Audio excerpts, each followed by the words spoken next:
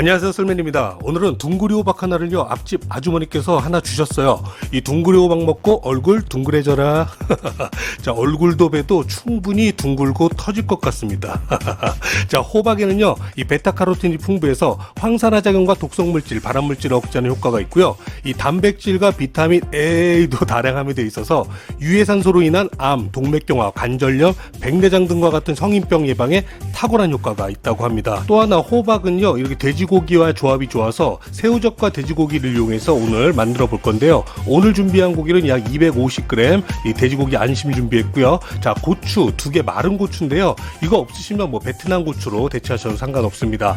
둥그리 호박을 한번 잘라주겠습니다. 오늘은 절반, 약 한 400g만 이용하도록 하겠습니다. 자, 쓸 때는요 이렇게 1cm 간격으로 조금 도톰하게 썰어주시는 게 좋고요. 애호박보다는 살짝의 달큰한 맛이 나기 때문에 설탕을 많이 사용하지 않고 오늘 만들어 보도록 하겠습니다. 자, 마른 고추는 이렇게 한번 잘라주시고요. 이 씨는 제거하시고 이 마른 고추 이 껍질만을 이용해서 사용하도록 하겠습니다. 깊고 넓은 후라이팬 준비해 주시고요. 식용유를 넉넉하게 넣었다.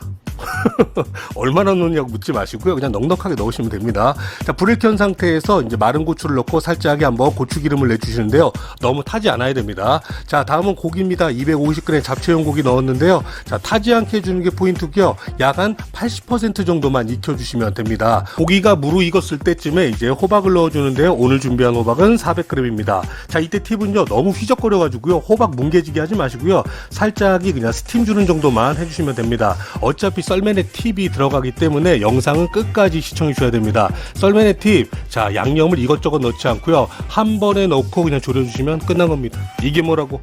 요리도 아닙니다. 뭐야, 혼자만 알기 있기 없기. 있기 없기 당연히 여러분한테 알려드려야 되겠죠. 자, 새우젓 한 큰술과 이 국물을 조금 넣어주시는 게 좋습니다. 자, 다음은 다진 마늘 한 큰술입니다. 미원은 2분의 1큰술 넣어주시고요. 자, 썰맨의 팁, 바로 탈피 들깨가루를 2큰술 넣어주십니다. 다음 들기름입니다. 맨 마지막에 넣어도 되는데요. 편의성, 영상의 편의성 때문에 지금 넣는다는 거 양해 부탁드립니다. 맨 마지막에 넣으셔도 돼요. 총 3큰술 넣었고요. 자, 고춧가루는 2큰술 넣어가지고요.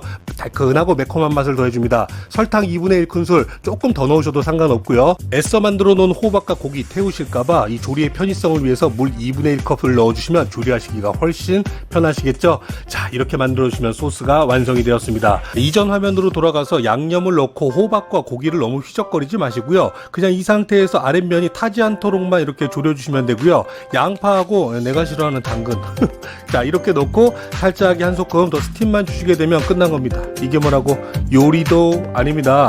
자, 밥 반찬으로도 좋지만요, 이게 술안주로도 정말 기똥차거든요. 자, 기똥차다, 오랜만에 썼다.